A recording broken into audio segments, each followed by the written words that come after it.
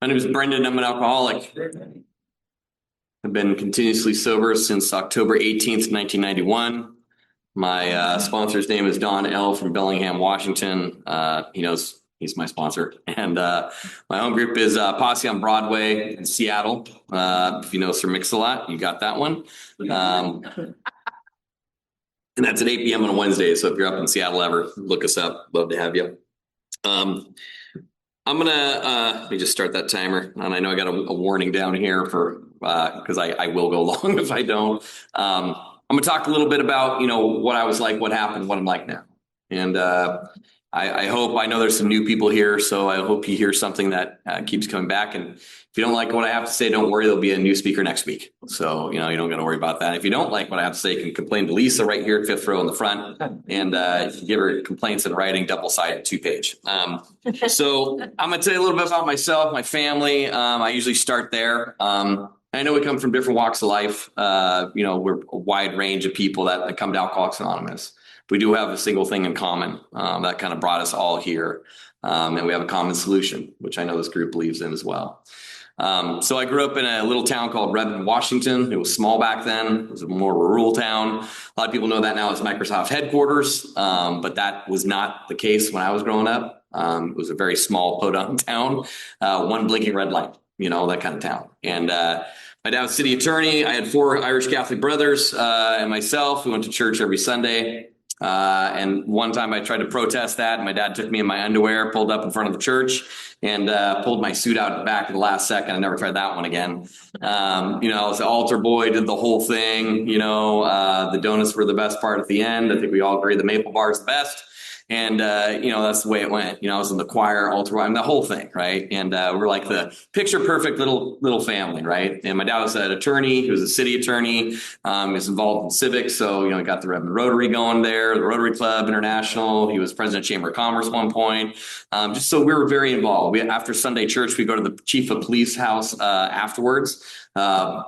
Chief Bob, and we go over there and have second round of donuts, no joke. And then we sometimes go to the mayor's house, Mayor Bud Young back then. And, it was just like, we're always in the community, things were always happening. But what was going on behind the scenes was my dad, when he'd come home, he'd been drinking all day, didn't realize, but he'd been drinking, he'd have a few. And my dad was he was a good man when he was sober. But that wasn't very often. And so when my dad would come home, he'd drink more and then he'd get violent with my mom. And we'd kind of hide from that. And so no one really knew that was going on. When I was 5 years old, I saw my dad drag my mom by the end of her hair down the hallway like a caveman, and threw her in the room and all that. I didn't know what to do. And I just grabbed my pillow. I remember crying, shoving my face in the pillow. And I woke up the next morning still in that position, kind of woke up and I went out and I wasn't sure did that really happen. I remember going out to the table and I see my mom there and she's all done up, makeup, hair, everything, like nothing happened. And it's a weekday. Right. It's not a weekend. It's a weekday. And she's got pancakes, bacon, eggs. That's a Saturday breakfast deal. We don't do that during the week. It's cold cereal if you're lucky, whatever.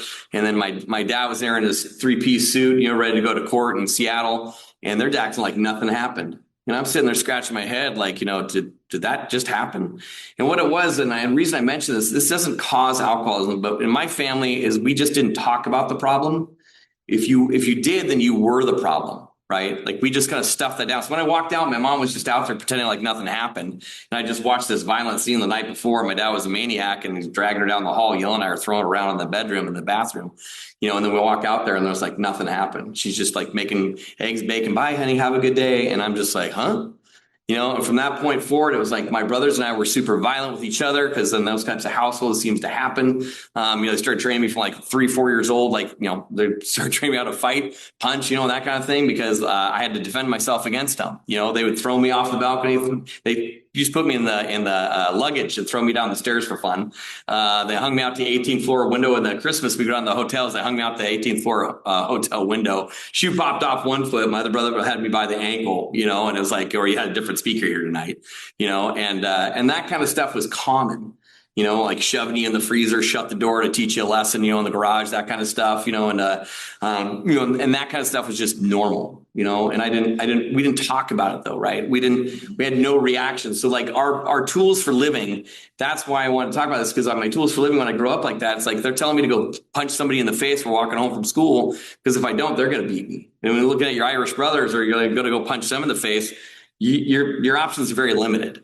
So I just would go up and I'd say, I'm so sorry. And they'd be white. I'd be like, oof, and I'd punch them in the face, and I'm like, for this, and I'd feel so horrible. Right. And I just go home, and then, so my first time drinking was about 13 years old after sixth grade. I remember I was at my friend's house. It was my first time drinking. His mom came home with a bottle of McNaughton whiskey, put it in the cupboard. She went back to change out of her clothes. Mike went back to the bedroom to go do what he was going to do. And this thought just occurred in my head, said, you know what? You should just grab that bottle, shove it down your pants, run outside, and put it in the bushes. And I don't know why. It's emanating from my own mind. I didn't argue at all with it. I just grabbed the bottle, shoved it in my pants, went outside, shoved it in the bushes. 2 weeks later, we're sitting there hanging out at my friend's house. He's like, man, I wish we had some alcohol. I don't know why we wish we had some alcohol. We never drank in our life, really, right? And we drank a little bit. I remember in elementary school taking the Budweiser King beer or whatever in there and put it in the Coke can and drinking that. But I got a little wooey, but not like really drunk. And so I said, yeah, I got some, and I went there. And his mom actually, when I did take that bottle, she came out. I forgot to tell you that. So I went to the bushes, came back, and she was sitting there looking for her drink right away. And I did what we all do, right? We tried to help her find it, and of course she didn't find it, right? And then 2 weeks later with Mike and that same guy, she asked me to leave, and he got to take the rap for it because he didn't know I even took it. He was back in the back bedroom. He was claiming innocence because he was, and I let him take the fall for it, of course, because that's what we do. And I remember I was there at my friend's house, and I grabbed that bottle and I brought it back up, and he was like, it was you. And I'm like, yeah, man, sorry. And that was it. It was like, just like, that's the early form of amends, right? Like, yeah, sorry, bro. Like moving on, and I remember taking that shot, and I remember started drinking about 3/4 that bottle of whiskey. And it was like, I thought it was just pretty rapid. I kept pouring it, and I kept drinking. And it was like gasoline. I just kept taking it. And it was like nothing was happening. And I'm like, I think I got bunk alcohol, because see, my experience is my dad would take a few drinks when he got home, not realize he'd been drinking all day. I thought it was an instant thing. I thought it was like a hit. And nothing was happening. I'm like, this is lame. And I remember I stood up, and it was like, went to the next deck, and it was just like this, and it was just hit me, and I was like, something happening now, and I remember feeling this burn in the bottom of my spine kind of came up, kind of like up my tingle. And it was like, man, it's like just, whoo, like combs your hair back, kind of feeling, you're just like, and then I had little recollection. I'd like to say I was an awesome drunk and all that, but I was really emotional. In fact, embarrassingly enough, I was crying. I couldn't tie my shoes, and they threw me outside because I was so damn annoying. And they found me an hour later. I'm still out there sobbing. I can't tie my damn shoes, and then they start taking me to the town drunk's house because they're going to figure out how to help me because I'm so drunk. I'm so drunk. Like, it's pathetic. And I keep falling, and they're trying to stumble me along, and I'm hitting parked cars and falling on the pavement. I'm falling around. And then finally, my buddy Mike feels bad for me, the guy where he got in trouble for me stealing that very bottle I was drunk on. When the garage that was open, it was a Harley Davidson in there with a huge helmet, like an extra large helmet. He put it out almost over my shoulders, but now I'm top heavy. So wherever that thing bends, I'm diving. So if it tilts forward, I'm diving, hitting the cement. So I'm falling a lot more, but I'm having a really good time. So I'm just landing on the helmet like this, and my first night drinking, he just takes me home. And he just throws me in the window. He realizes it's a bad idea going to the town drunk's house. Like, this isn't a good idea. So he takes me back, takes the helmet off, throws me in my parents' house. My brother Brian comes out. I have this girl Buffy on my mind, this beautiful blonde from my school. Her name really was Buffy. And I tried to make a pass at him, tried to grope him, and called him Buffy, which he didn't like. And then my mom comes down. She's like, oh, you're drunk, Jim. Your son's drunk, and which one? He's yelling, which one? And Brendan. He's like, oh God. And I went up there. And apparently, I thought he looked like Buffy too, so I tried it on my dad. Tried to make past him and grope him, called him Buffy. And then that was it. I woke up the next morning, and that was my first night drinking. Now, I didn't go to jail. No one went to the hospital. No one was arrested. No bad consequences. My dad came in and said, I bet you don't feel very well. That instantly tells me, in the mind that I have, that I should not feel well according to his information. So I pretend like I don't feel well so that I can get out of being in trouble for the night before. And he says, yeah, I don't think you'll do that again, as that'll be less to you. I'm like, oh yeah. And the only thing I can remember thinking is that growing up in the house I did, where there's so much violence and so much stuff going on, we didn't talk about anything, and everything was just bottled up, and it was just ratcheting down. I didn't realize how wound up I was until I took a drink. And for the first time in my life, that burning sensation in the base of my spine and kind of coming up there, and that relaxation that happened throughout my entire body and my mind. It was just like this, it's like this breath of fresh air. And what I had was this feeling. It wasn't the drunk. It was the thing that attracted me so much at the beginning. It was like, man, that felt so good. Like I didn't realize how wound up I was until that moment where I wasn't. And I thought, man, I got to get that feeling. And that was awesome. And so from that day forward, I was chasing the drink all the time. I've never been one of those guys. And I know some people lead into this. We have different stories, but I've always been more or less insanely drunk when drinking, like the book talks about. I've never sat there and hung out with the guys and had a few beers. I've never done the Budweiser commercial or any of those commercials that you see on TV where it looks like they're all well put together, having a great time. That is not how my life looks when I'm drinking, right? That's like a false advertisement. I'm out in the woods at 3 a.m. or whatever, puking next to a dumpster downtown, like let's get some more, kind of deal. That's a better commercial, and, Mad Dog 2020, like that probably would have been a better commercial. And I started what I did by the time I'm 14. I stole a keg from battalion fire chief and traded that in. So I had a supply chain going. Now I'm running kegers. I had this guy named Jimmy. He had a contact. The agreement was this: he keeps the money from the kegers on the weekend, and I get all the beer. I'm worried about quantity, protecting the drink. And so I'm taking that keg. I'm drinking the stale beer, whatever I can. I'm starting to steal cars, going out to people's houses, stealing their liquor cabinets, coming back. So I have a supply. I'm starting to steal money from parents, from other people. I crashed our car when my parents were out of town. I robbed the house to cover up for it, like somebody else was there and did it, because I got away from that accident and, hit and run and dished the car and ran back home and didn't get busted for that for years. Don't worry, I did amends. That's the kind of stuff. And so by the time, so this is just like in a rapid period of time. And by the time I'm 15, I've already been sent to AA. I've already been going to different counselors, psychotherapists, drugs, no drugs, all that. By the time I'm 15, I'm looking at 6 months, my mandatory being locked up. And I got a bunch of assault charges. And this one's class A felony. And I'm like, it's not good. It's not looking good for me at all. And my dad says, well, if you go to treatment, maybe they'll give you time served. And I remember going to the treatment center, and it was Lakeside Milam, and part of that program was Wilderness Survival. And in Wilderness Survival, they've had Netflix stuff on that now, so it's not a big surprise anymore to people. But that was 21 days of Wilderness Survival, where you go and you starve from sun up to sundown. Basically, you hike sun up to sundown. And every night I'd dig a shallow grave and I'd lay out some stones. I'd burn some bush that was out there, some sagebrush, spread it out, bury it. And that's just so you don't die. So the heat from the ground, keeps you warm through the night in the wintertime in the Great Basin Desert, the southern Idaho. You don't have a lot of food. You're like losing weight like crazy. And the reason it's only 21 days because any longer than that, you have what's called numbing of the brain, because your body's breaking down all your muscle tissue to break down for ketones in your brain that it needs. And so I'm out there and we trap a mouse. I did that with a homemade kit that they had at the Cliff Rose bark, some sticks, some rocks and stuff. And I grabbed this mouse and I gut him and I eat this mouse. And, it's like a little piece of protein over the fire, and the other guys are looking at me in horror, but I'm hungry, and I took that little fur and I brought it back, put it in the medicine pouch, and I brought it back and I started going to meetings and I'm in treatment. And I'm going to this Hilltop Fellowship Hall, and same place I'd stole right before I went there, I'd stolen a 10-pound bag of sugar and a bunch of coffee because we didn't have coffee or sugar in treatment. I shoved it down my pants and snuck it back in, and I'm distributing sugar for smokes in the treatment center. I'm 15 years old, running an entire operation within the treatment center. I'm trading for smokes. All the addicts that are coming in there that are kicking dope are really happy with me because I'm getting real sugar, real coffee. They're giving me real smokes. And it's great. It's a great deal for me. And I got busted for that. And I had to go back to them and apologize. But I'm in meetings. And I'm wearing this, I took the mouse, the mouse fur, put it in this medicine pouch, this rattlesnake vertebrae.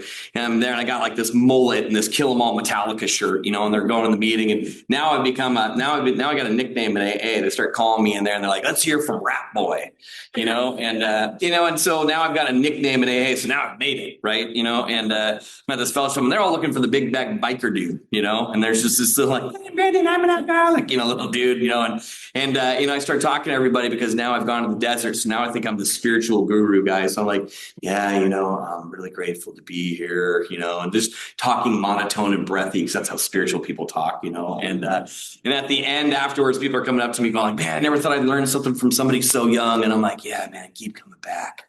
It's just like, because that's what they're always saying to me, right? Not realizing their sponsors like, don't kill them, go thank them for being here for a share and to keep coming back, and it made sense later when I got, through the steps and sober really was like, keep coming back, and that kind of thing, they tolerated me there a lot, and I'm grateful for that. They didn't throw me out. It was a place that allowed me to come, and I was crazy then. I was totally crazy. And I got out of there and I stayed sober about 2 weeks. I had this thought one day, and it's the strange thing about alcoholism is that thought about drinking or driving you back to something is incessant. And it doesn't appear like in the consciousness of my brain all the time. Because when I'm sitting there with no steps and no step work, no sponsor, not doing anything, no freedom, nothing, just untreated alcoholism walking around, my mind is just so busy. I'm either thinking about drinking or thinking about not drinking, which is still thinking about drinking in a roundabout way. So I'm constantly obsessed without thinking about it. I'm always thinking about drinking in some form or another.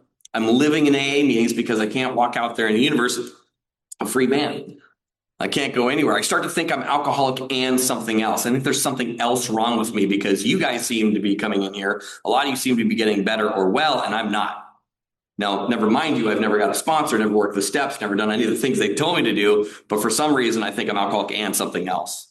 In my mind, I'm there out of treatment, and my mind says this, how it presents itself. Hey, Brandon, you should check in your dad's closet. Oh, my mom had kicked my dad out by now, right? It hit her one too many times.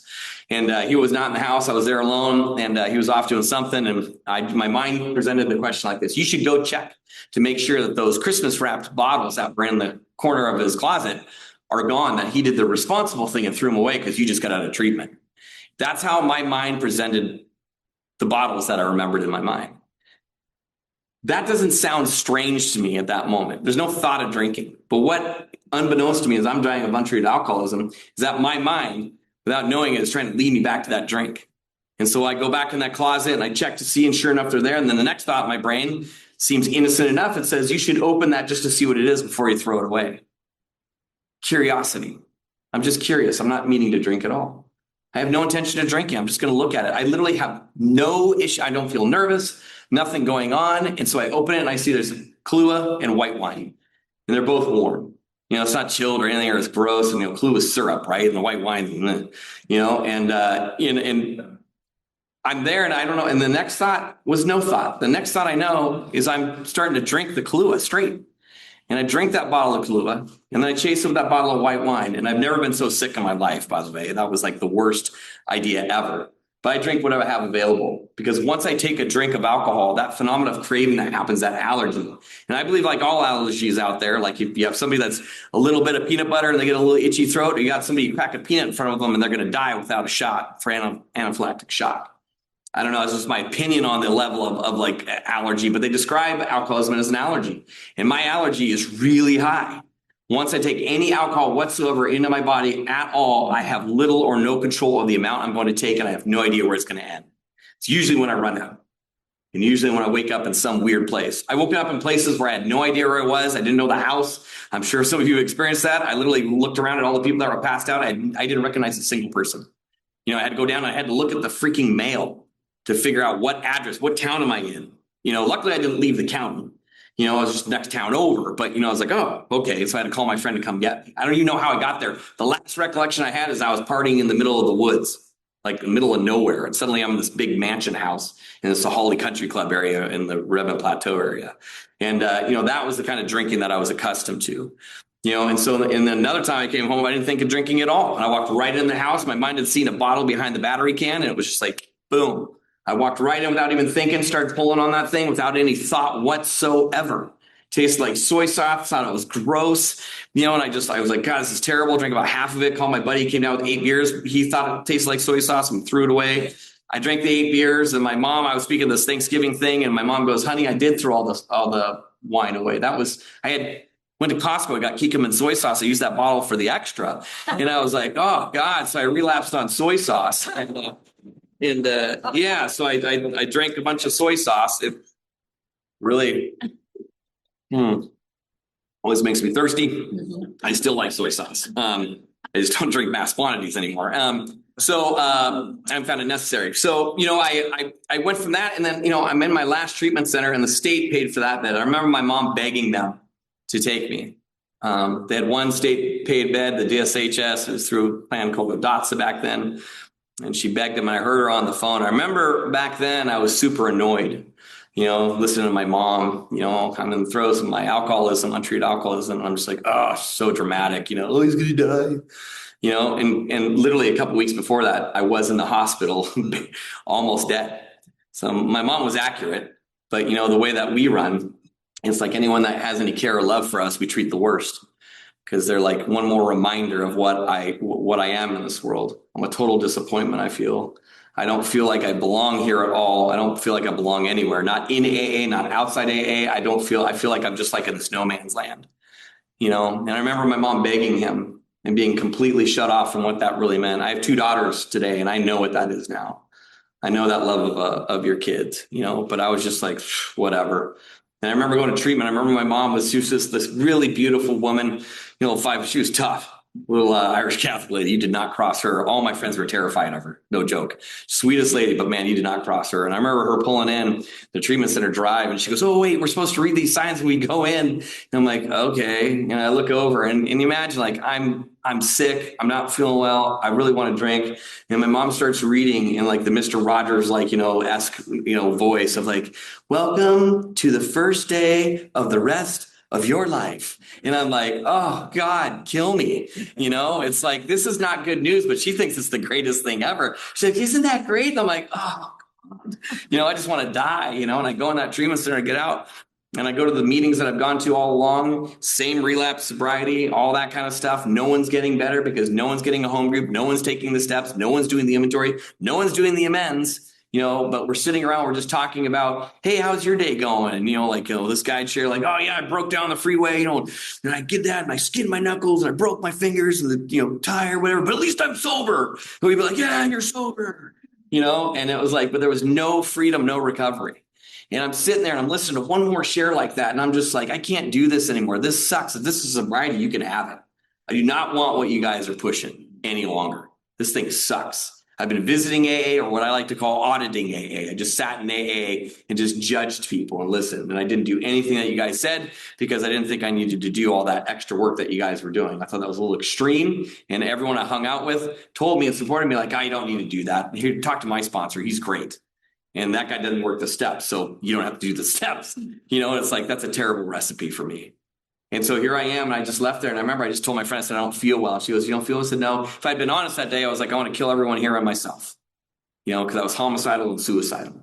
And I left there, and I remember I walked up the road, and it was this beautiful sunset over the Olympic Mountains, and it should have been this moment of just like, wow, isn't this beautiful? And I'm looking out the mountains, and I'm sitting there, and I remember looking around, making sure that the neighbors couldn't see me, and I don't know why I cared at that point, because there was plenty of opportunities out there I should have probably cared, and I didn't. But I remember looking around, and I just went, okay. And I went, you know what, God, out loud. I was like, you know what? If you got something, you better send it quick. I know I'm going to drink. I have that feeling. I've done it enough times now, drank enough times and left stuff where I know I'm going to drink again. I don't know when. And I told God, and I remember thinking, and I remember talking to God and saying, I'm going to try as hard as I can, but I know it's coming. I know I'm going to drink again because I could feel that, just that crunchy, untreated. I'm at my breaking point again. I have no freedom.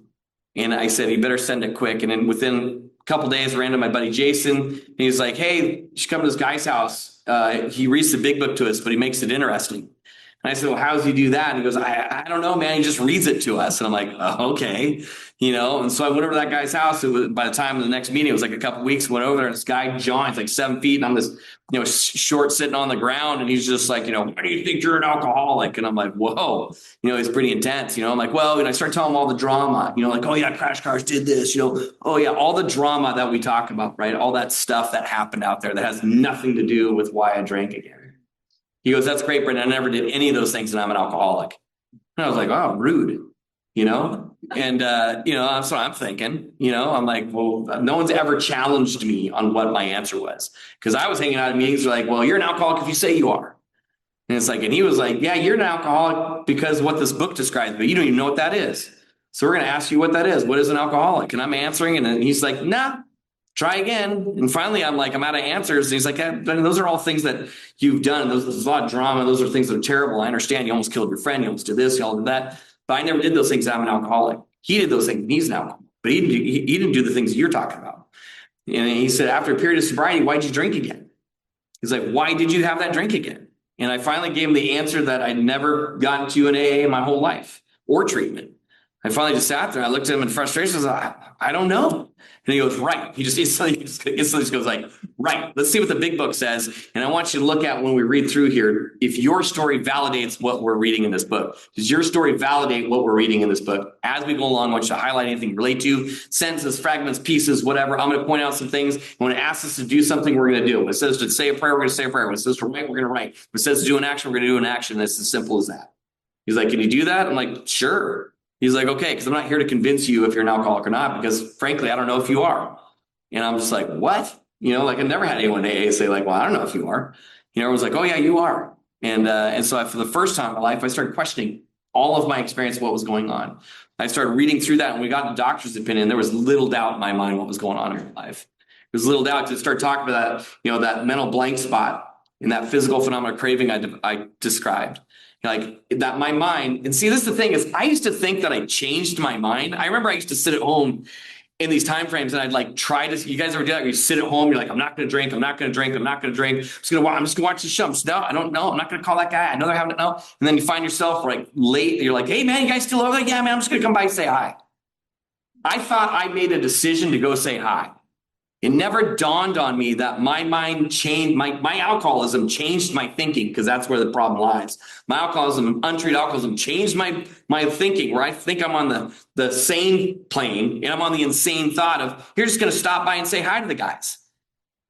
And that's the most insane thought, because anyone from a high level view, or anyone, my parents, my counselors at treatment or whatever, anyone around me could be like, that's a bad idea, dude. You're definitely going to drink. But to me, I have this veil across my mind that says you're just going to go by and do that. My untreated alcoholism is changing my thinking to the point where it says you're just going to go by and say hi. And it never dawns on me that my alcoholism is changing my thinking. I always thought I was in control, and I made that decision. And that's not it. I was so powerless, I couldn't even control that. And so he's like, so how are you going to defend against that if you can't even do that? And I was like, that's a good question, right? And I'm like, I don't know how. He's like, great, let's read on. And that's how it went with John over and over. I remember getting the third step. We did that in the old seminary where the treatment center was I was at, and I was asking for a sign. I remember getting on my knees, looking up at the altar. I'm like, please, God, before I went into this church thing, he asked me if I was okay with it, because he knew I was really angry at God when I got here. I was violently anti-religious, they call it in the book, right? And I wasn't really mad about that. I was just mad about my experience and where I was at.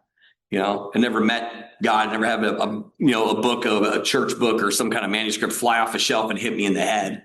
I was just angry at people who claimed to be. I had a problem with people. I had problems with other things. But, and when I went in there, I left that all behind and said, yeah, I'll do this prayer in here. I remember walking in there and saying, just give me a sign. I remember looking up at the ceiling. I remember seeing this giant circle and triangle like the AA symbol. And I was like, whoa. Because I'm asking for a sign. I'm not asking literally for a sign. I'm just thinking like a little nudge, like a little feeling like I'm doing the right thing here. And there's this giant symbol. I'm like, okay, a little over the top here, God, but that's cool. And I remember saying this prayer because I died him the first time I did my third step with him, and I stopped and I started to do my fourth step and died in it. And so I went back and I started writing the next inventory after that night. And I said, this prayer, which is a terrible prayer, and I tell everyone never to say it, but I said this prayer, I thought I did that first inventory, died in it, and then went back and tried to do another one. And I went back and I was like, God, please give me enough resentments to have an adequate inventory. And it was like a terrible prayer because I puked out my soul, like about 3 pages of names. And 264 different people, wrote all this in here, went to do my fifth step with my sponsor. And I started reading the stuff, mom and dad and all that. He's like, great, your normal inventory. And then I get this one, it's like, John stole my Metallica collection. He's like, oh, that's interesting. What was in your Metallica collection? I'm like, well, I had Ride 'em All, kill 'em all, Ride Lightning, Kill 'em All, and Just for All. I was like, I had this Garage Days on vinyl. And he goes, okay, is that it? I'm like, yeah. He goes, number one, that's not a collection. And I'm just like, ouch, And he's like, number two, I could walk down to the store right now and buy all that. So definitely not a collection. I'm like, ouch. He's like, that's like $7 a CD. He's like, that's like nothing. And he's like, you just told me all these stories before, how you're ripping off people's houses, you're going in their garages, you're stealing cars. He's like, you never think 2 seconds, but somebody steals a couple things from you and you think it's the end of the world. He goes, you live a double standard life. This is a prime example of that, of your entitlement, whatever. I'm just like, harsh, right? But he's just being honest with me. He's just calling it out as it is. He used to tell me back then, he goes, Brandon, I love you more than your feelings. These old timers used to say that kind of stuff. I love you more than your feelings. And he knew that wasn't a good thing. That wasn't like well, you're not gonna feel warm and fuzzy after that, talk. It was like, hey, dude, you're being a jerk, and here's why. And you're like, ugh, And so he pointed that out. And then the next one, there's this other one. We go along the ways. I'm reading about different people. Suddenly I get to this one. I'm like, oh, I got this one. I go, people who drive by and look at you with that effed up attitude. And he's like, what are you talking about? I'm like, dude. Everywhere I go, people are staring at me when I'm driving. And I don't have a car, right? Hey, guy, like, get here, I got nothing, right? So I don't even have a car, taking the shame train, the bus, right? And I'm sitting there and I'm walking home, and I remember seeing like everyone that goes by, I'm describing to them, like, everyone, I don't know what it is, man. We kill them all, long hair, metal, whatever, it's just me. Like, everyone always seems like staring, like they want. I'm like, always like, what? I was just like, what? What are you looking at? What are you looking at? What? So I'm very busy walking down the road, right? And he's just like, seriously? And I go, yeah. And he goes, Brendan, how do you know people are staring at you? And I go, because they're staring. I get upset, start to get emotional, starting to get like, because I know they're staring at them. And he's like, calm down. And he's like, I want you to pause. And he'd been saying this to me from the beginning. He started to read 10 and 11. When I first got to him, he said, if you don't start practicing 86 through 88 every morning and every night, Brendan, you're never going to make it. If you don't start trying to talk to God in some form or some manner, I don't care if you believe or don't believe. If you don't, great, who cares? Just say please in the morning, thank you at night, whatever you got to do, just do something. And he's like, because you're not going to make it, kid. And I'm like, whatever. But I knew he was right. So I was trying, not very successfully, but I was trying as much as I could. So I knew the pause. And I'm like, all right. So I got quiet for a second. I just took a deep breath. That's all I did. I just took a deep breath. And suddenly the thought pops on my head. You're staring at them. And I was like, I'm staring at them. He goes, Eureka. And it's like, it never dawned on me that it's physically impossible for me to know that you're staring at me unless I'm staring at you. And I know that seems stupid and logical. It's like, duh. It's like, how can you see a reflection unless you're looking, right? But I'm literally looking at people and staring at them, and they're staring back in response to my staring. But I think you're staring at me, and I'm replying. I got it all backwards. My entire life, my entire inventory, this is exactly what it was. I was 180 degrees backwards on everything.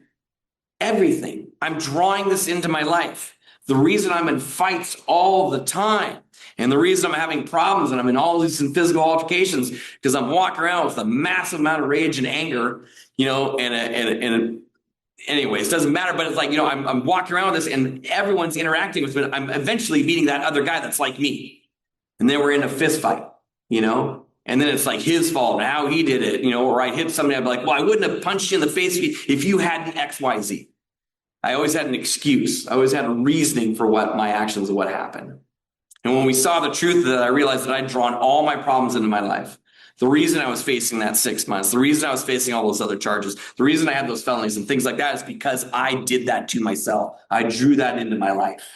It wasn't because somebody else or some other power did it to me. And so I started to see, oh my God, it was a crushing blow to see the truth about myself, but it was also this moment of freedom of like, oh, because he looked at me and says, yeah, the good news is, Brandon, you don't have to participate in that anymore. It never dawned on me that I did not have to participate in the insanity of the rest of the world or other people. That I could just go about my life and I could choose that, in life. I couldn't choose whether it was a drink or not. I needed help with that. But like, if I followed this path, what he was talking about, and asked God to guide my thinking and my actions and my directions, if I did that, I stopped drawing that in my life and living the way I was living, that maybe it might be a different experience. And it was. It was a different experience. I started going out and making amends to my community. I made amends to the city. They ended up giving me a job. I ended up making that amends. And I don't know if you did this with people when you made amends to, but I go to the place, I didn't know where to go. So I start with the mayor. I knew the mayor from my church. And it was like I said, our church is like where the mayors and the police chiefs and the attorneys, all those guys come from. So they ran the town. So I went to the mayor there and hi, Rosemary, and I made amends to her and her secretary. And then went down the hall, made amends to the secretary and that person. Then I went across town to somebody else. And I kept making all these amends I was trying to get to the one person I owed amends to. I was going through all these departments to finally get to the person that apparently had this thing called signs and markings department, city of Redmond, I didn't know about. And it was like 9 people later, I finally get there and I make my amends. And she says, well, I said, well, how much are stop signs and how much is this? She's like, well, how many did you take out? I'm like, oh, a lot. She goes, well, some of our stop signs are $650. And I went, $650, for a stop sign. I'm thinking that's insane. But the anti-graffiti, reflective and all that, no joke. They're like hundreds and hundreds of dollars. And I'm thinking, I'm never going to get out of here. I'm going to be volunteering here the rest of my life. And so I said, okay, I'm just going to work here for us. I took vacation. I had a job by then.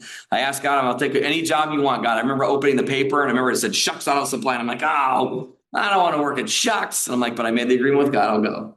And so I started taking the bus, going to work every day, and I started doing that. And I started going to school. Turned out I was actually a pretty good student. I was a straight up student when I left there. And actually, I wound up in an alternative high school. I was asked to leave a couple different high schools. They had me do a psychological evaluation at one of them at Eastside Catholic High School.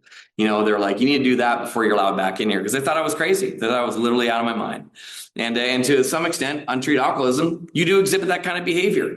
We do exhibit that, like manic depressive, psychosis, and those kind of things, because when we're untreated, we're a little bit out there. And that's what I was exhibiting. I was uncontrolled. And so when I got there and I started having these jobs, I had the experiences, I started doing well in school. My mom started taking these probation notices, and she started putting up on next to them. It was kind of funny. She'd take down the probation notice and she started tacking up, your son or daughter attended, college with 12 or more credits, earning a GPA of 3.65 or better, or whatever it was, for the dean's honor roll list, right? I was getting A's in college. Turned out I had a brain. All I had to do is do my homework, turn it in time, and participate and show up. And you know what the funny thing was? I could now show up. I could now participate. I could now do my stuff on time. And I was starting to live a different path. I was participating in life in a totally different manner and way, and my life is going totally different. And I do this amends. I make amends to my mom, and I make amends to my dad. My dad, I was at his law office. I remember him saying, hold on, the secretary is almost off the phone. Gets in there, and I go in, and I start talking to my dad, and he goes, hey, that was Detective so-and-so. I'm like, yeah. He goes, he wants you to know you're no longer on the persons of interest list. And I go, oh, I didn't know they had one. He goes, Brendan, I've been city attorney. I've been here forever. I didn't know they had a persons of interest list. But it makes sense. Like, if this kind of crime, this is the guy that does it, and they have your list of your usual suspects, right? And so it was nice. So I was no longer on the persons of interest list. I started working for the city rep, and the police actually stopped being my arch nemesis and my enemy, right? They started waving at me. That was a weird experience. Instead of like pull over, it was like, hey, and one of them yelled in the traffic. We're going through one day with my mom, and she goes, hey, trouble, signaling traffic there. She goes, what did she say? I said, oh, she just called me trouble. She goes, that's not very nice. I said, oh, Mom, no, she means it in an endearing way. She means it like she likes me. That's Betsy. She's a patrol officer on her motorcycle, and she works with our science and markets department a lot. And I'm actually friends with them now. And she goes, you are? And I'm like, yeah, and it was all good. And I became favorite and city employee, and they put my picture in the paper. Thank you. And, and they do all that, and I make amends, to my mom, and my mom, I wanted to get that amends so right. I wanted to get my mom's amends so right. And I talked about all the money and the cars and all the things I did. And my mom, at the very end of my amends, she said one thing to me, and she just said, oh, honey, I'm just glad you all survived. And I was thinking, damn. Like, it never dawned on me. I missed the one thing my amends really needed to include. I thought it was about all those other things that were known to me. And the amends experience was one where people get to tell you what really happened. And what really affected my mom was when she said goodbye to me, she was wondering, is this the last time I'm going to see my son or not? My mom going to bed and waking up and finding me missing, in the car missing, or other things, and wondering what was our last conversation. And it usually wasn't very good. It wasn't on a positive note. And I remember my mom, when she said that, I'm just glad you all survived, it really hit me deeply. And I was like, damn. And now that I have kids, I understand that. I have two beautiful daughters. I got married out of college. I graduated a degree in cell and molecular biology and English creative writing, 2 degrees. I never thought I'd go to college. Actually, I never thought I'd live past 25. I mean, what's the point, right? If you're not going to live, who cares anyways? And I go from there. I ended up not going to med school. I met a girl, as those stories go, took a hard right, and got married, had kids, and started a business. And in that, in AA, I'll say this, that the guys I work with, there's this thing in here where my old mentor Don used to say, like, being on time is a spiritual principle. And I'll tell you, I've had a couple experiences where you never know, like, every person in here is vitally important. Your story is able to reach somebody that I can't. There's people that will hear you that won't hear me, right? There's people that will hear me that won't hear you. That's why each single person here is so important. And I remember I'm at this meeting, and this guy named, I was up on the ski slopes, and I was trying to find somebody to chair this meeting because there was a huge accident and I couldn't get back. I kept calling everyone. I called, and I'm not joking, I called 45 plus people. I think the final count we had was like 53 people that I called all over Seattle AA, and no one could cover this meeting. And my friend who's driving, she's like, you know what, Brendan, maybe by some miracle, we're going to get back here on time, and you're supposed to chair this meeting. And I'm like, I don't see how that's possible, but maybe. And somehow we pulled in that parking lot, man. We got in there, we pulled in, and it was like literally they were starting the meeting. I pull in the parking lot. I walk in, I'm still in my ski gears. I haven't had to change to get up on the stage. I sit down and they end the how it works. And then he goes, and now I pass it over to Brendan. I literally just sat down. It was like this perfect timing, you know? And I said, you know what? I don't know why I'm here tonight. I was going to make it. I told him the story. I said, I called all these people and I have no idea. Somebody should have covered this. And this guy in the meeting was there, and about halfway through, he came over and he came up to me. And I kind of recognized him. He looked familiar. And I'm like, you look kind of familiar. And he goes, yeah. He goes, you knew my brother, AJ. And my heart, I was just like, holy crap. This was a good friend of mine in high school who died. He'd been drinking one night and he stayed warm in his truck. He was doing the responsible thing. His truck caught fire while he was sitting there idling and he burned up and died. And it was his brother that was there. And he was in there getting a drink, like some coffee or something when I walked through. And what he was doing, he told me at that break, he said, I was going to leave and kill myself. And then I saw you walk in. Sorry, it always gets me a little bit, but Ben was going to kill himself. And he said, I saw you and I thought, I think my brother sent him. And so he went back in there and listened to me, and I sponsored that guy. And that guy, he messaged me one day. He just celebrated, I don't know how many he is now, but like 15, 20 years, you know, sober. And, but he messaged me one day and he said, hey man, I wanted you to know first. He sent me this picture and it was a son, it was a little ultrasound there. And he was having a kid, a baby with his wife. And then they had another kid and his family was expanding, not shrinking, because he was going to kill himself and his family was going to be without any sons. And then another guy, same thing. It's like, these stories keep out. I had another guy, same name. It was weird. Another Ben. He was going to kill himself. I spoke at this meeting. Came out. I was like, I was going to kill myself. I decided to go to one more meeting. Can you help me? And I helped that guy. He's down here in California now. He's down in San Diego area, tied up with you guys and some of the meetings down there. But he's doing great. It's like you never know if you're going to be the big book they hear that night. Your message is that important that they may hear you. They may never hear me. I'll close with this. I usually talk about this at the very end, so I'm out of time pretty much. So I'm just going to read this last thing here. And like I said, I have two daughters, and I grew up in that violent home. And I want you to know that we have an opportunity. The greatest thing that AA has given me isn't just the ability to walk through life and not have that obsessive, compulsive desire to drink and all that. That's great. But you've given me so much more than that. You've given healing to my family. It's way more important to my brothers that I'm sober. It was way more important to my mom that I was sober than it was for me. My sobriety wasn't even for myself. My sobriety is, in effect, something of love for others in my community.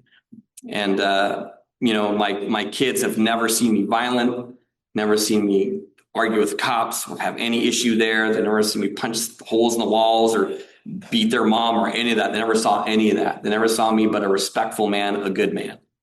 Right? A man with principles, right? I was walking through this thing. So my daughter, I found this and she said this. She said, with my daddy, and I found this once. I'll close with this. It says, I love being with my dad. I jump on his knees and hug him tight with my cheek against his neck. He hugs me back and I feel like a little bird in a warm, comfy nest. When I am with my dad, I feel safe, tucked away against his heart. Nothing frightens me, not the dark, not monsters, not even the neighbor's dog.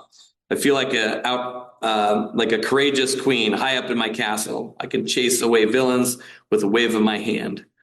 When I am with my dad, I feel brave. 1, 2, 3, lift off. My dad picks me up and twirls me around. He throws me in the air and I take off like a rocket, soaring high in the sky. From up here, my daddy looks so small. When I am with my dad, I feel daring, wobbling on my bike. I'm nervous, but dad isn't. He pushes me off and cheers, go, go, champion. You can do it. My dad believes in me too. When I cross the finish line, he jumps up and down like a kangaroo. When I'm with my dad, I feel confident. At the pool, I plunge into the waves. Dad is there to catch me. He pretends to be a boat floating and bobbing in the waves. I'm a fierce pirate spinning against the tides. When I'm with my dad, I feel adventurous. With dad, an ordinary day becomes extraordinary. Together, we ride on. What you gave me, what you gave my kids, what you give the people in my life is so much more than just physical sobriety. We have the opportunity to end that generational trauma in our life and the families that we come from. We can live a totally different path. I don't have to participate in that anymore. Thank you for my sobriety. Thank you for your time.